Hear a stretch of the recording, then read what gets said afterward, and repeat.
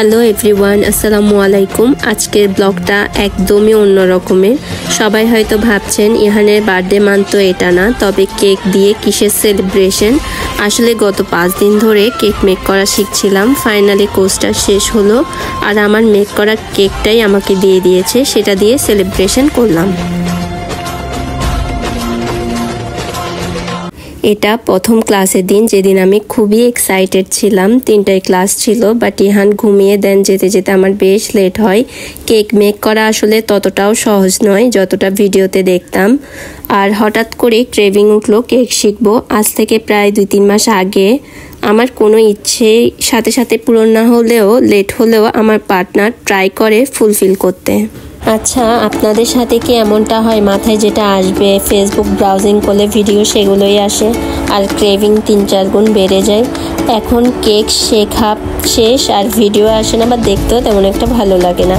আর cake course করা plus materials কিনা so expensive. আমার কোর্স করা আর কিছু ম্যাটেরিয়াল কিনে 15,000 প্লাস শেষ। এখনও 60% জিনিসও নেই আমার কাছে। এটা তৃতীয় আর চতুর্থ দিন। Decoration so tough. এটা 1-2 দিনে কখনোই পসিবল না। নজলের কাজগুলো যে কেউ করতে পারবে। এটা black forest cake, it's looks so delicious. এবার আমার পছন্দের রেড ভেলভেট কেক। এটা বেশ এক্সপেন্সিভ এবং মেক করা সো টাফ। আর টেস্টের কথা বললে সো ইয়াম্মি। অনেকে বেকারি থেকে নর্মাল কেক 350-400 টাকায় কিনে নিয়ে যায়, কিন্তু সেটা ক্রিমটা আসলে অথেন্টিক না, বাচ্চাদের জন্য একদমই ভালো না।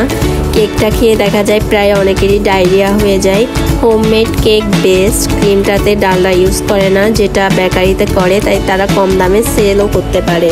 কেক বেক করা আসলেই অনেক কঠিন। যেহেতু বাসায় এসি নাই, তাই গরমে কাজ করতে হয় 4 থেকে 5 ঘন্টা। It's really so tough. পা ব্যথা হয়ে যায় এটা মেক করতে করতে।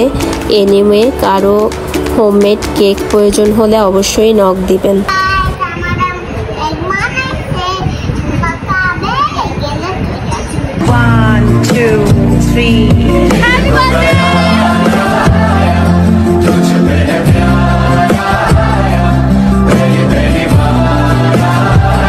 কোন কেকটা বেস্ট হয়েছে অবশ্যই কমেন্টে জানাবেন। সবাই ভালো থাকবেন। আল্লাহ হাফেজ।